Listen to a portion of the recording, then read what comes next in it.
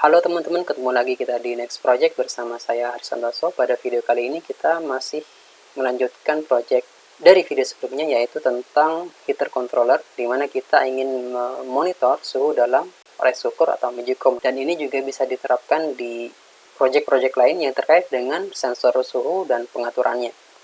Di layar teman-teman bisa lihat, ya, ini skema yang kita pakai. Kalau di video sebelumnya yang kita tampilkan adalah skema realnya, skema fisiknya, dan yang di sini adalah skema dalam bentuk gambar.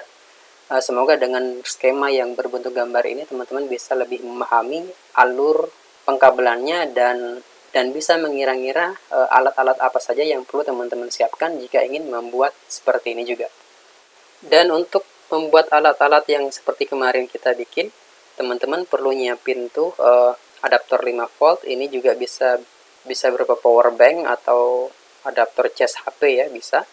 Kemudian OLED ya, OLED LCD atau display ukurannya 0,9 inci.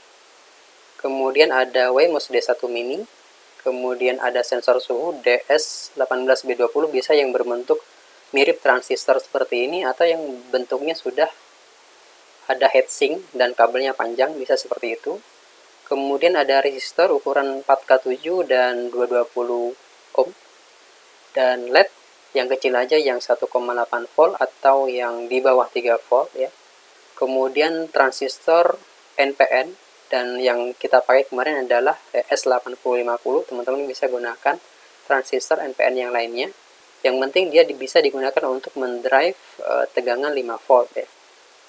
Kemudian relay 5 volt, dan diode juga sama, ini bebas diodenya. Kemudian selain itu kita juga perlu heaternya, atau dalam hal ini kita bisa menggunakan magicom yang sudah kita modifikasi seperti pada video kemarin ya.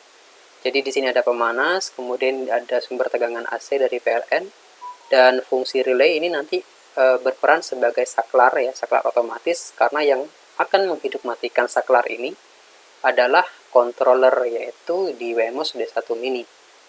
Dan skema ini teman-teman bisa ambil atau bisa download dari GitHub yang kita share di link di deskripsi ya. Kemudian berikutnya, kemarin sudah kita sampaikan juga cara kerja alat kita dan keinginan kita bagaimana suhu ingin kita kontrol. Dan di sini saya juga buatkan visualisasi dari perkiraan pergerakan suhu atau panasnya ya. Jadi gambar ini adalah gambar gerakan suhu ya.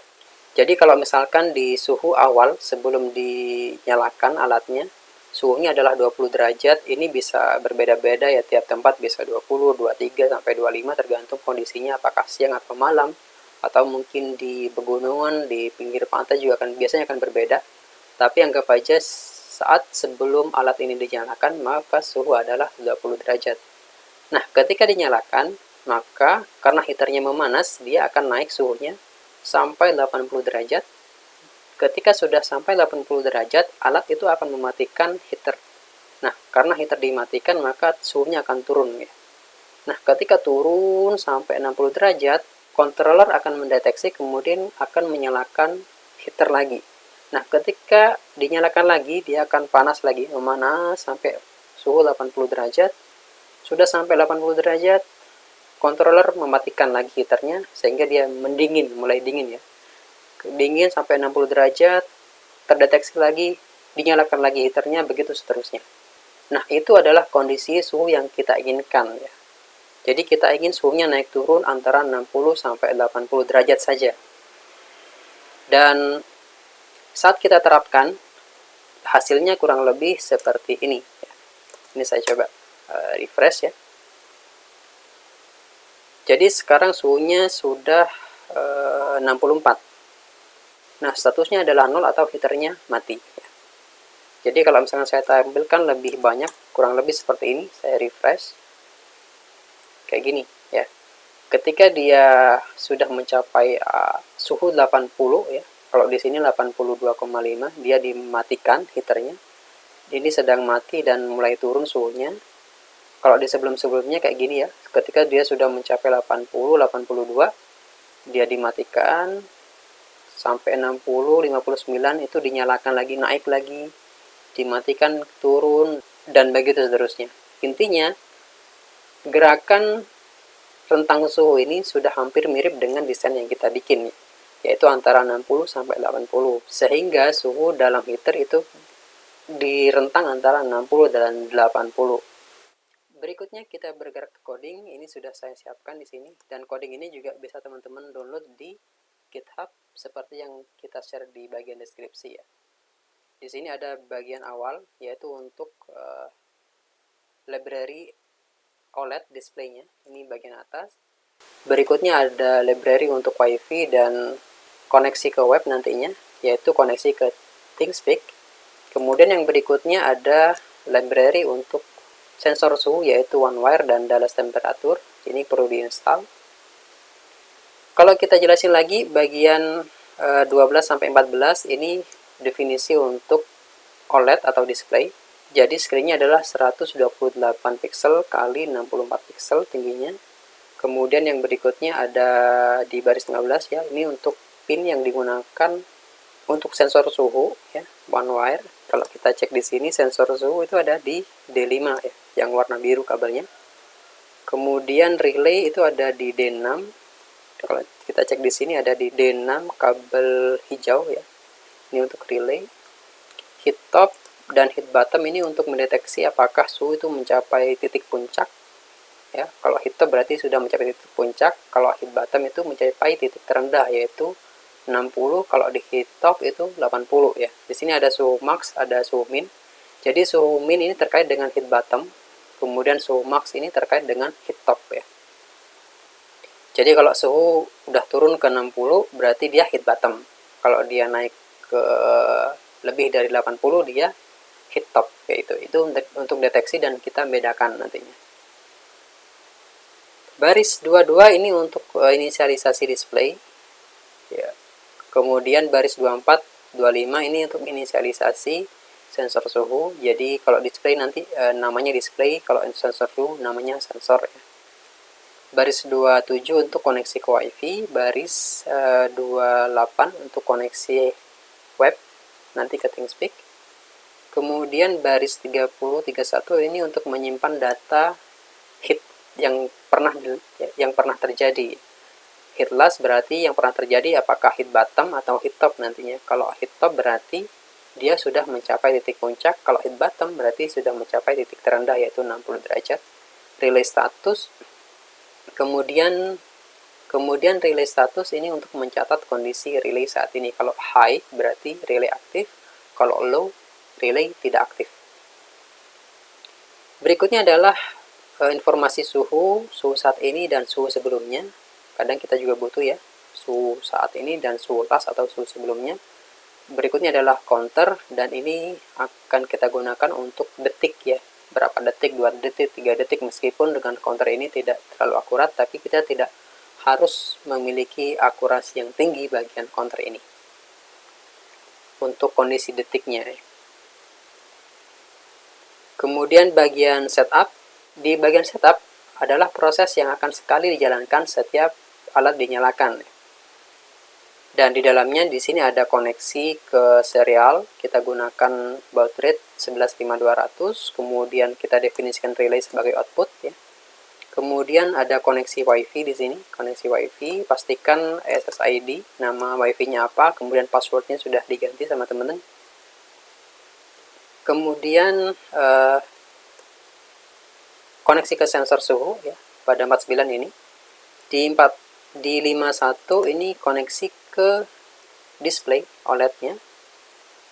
Kemudian kita tunggu 2 detik untuk memastikan semuanya berjalan normal ya. Kemudian bagian 57 clear display, kita bersihkan dulu, barangkali sebelumnya ada tulisan di OLED-nya, di display-nya. Jadi perlu kita clear dulu. Baris 58 sampai 61 ini untuk kontras, tapi sekarang tidak kita gunakan. Baris 62 ini untuk mengatur besar kecilnya teks pada display. Kalau sekarang kita pakai 2 itu ukurannya sekian. Kalau misalkan 1 dia akan lebih kecil. 3 itu akan lebih besar lagi. Kemudian warnanya kita setting di bagian baris 63. Kita setting putih ya, standar. Berikutnya Saat awal alat dinyalakan, kita perlu ngecek suhunya berapa. Kalau misalkan dia suhu di bawah 80, berarti alat harus kita nyalakan. Tapi kalau misalkan suhunya sudah di atas maksimal atau di atas 80, perlu kita nyalakan. Dan pada baris ini, ya, baris 67 itu ngecek. Jika suhu lebih besar dari maksimal, maka relaynya kita matikan. Ya, relay kita matikan, kemudian kita tandai bahwa heat yang terakhir, kondisi terakhir adalah sudah mencapai titik puncak. Heat top itu sudah mencapai titik puncak. Ya.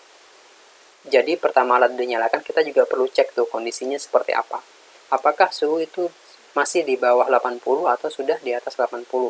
Kalau di bawah berarti kita nyalakan, ya. Kalau di atas berarti kita matikan.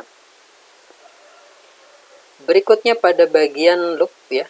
Di sini ngecek suhunya. Ini bagian untuk ngecek suhu. Kemudian kita cek apakah suhunya lebih kecil dari 0, karena di sini kita hanya perlu informasi suhu antara 60 sampai 80, maka suhu lebih kecil dari 0 kita abaikan, ya.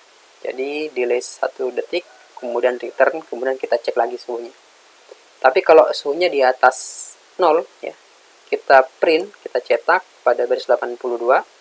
Kemudian jika suhunya berubah, kita print juga di sini. Kalau suhu sekarang berbeda dengan suhu sebelumnya, itu kita cetak di display.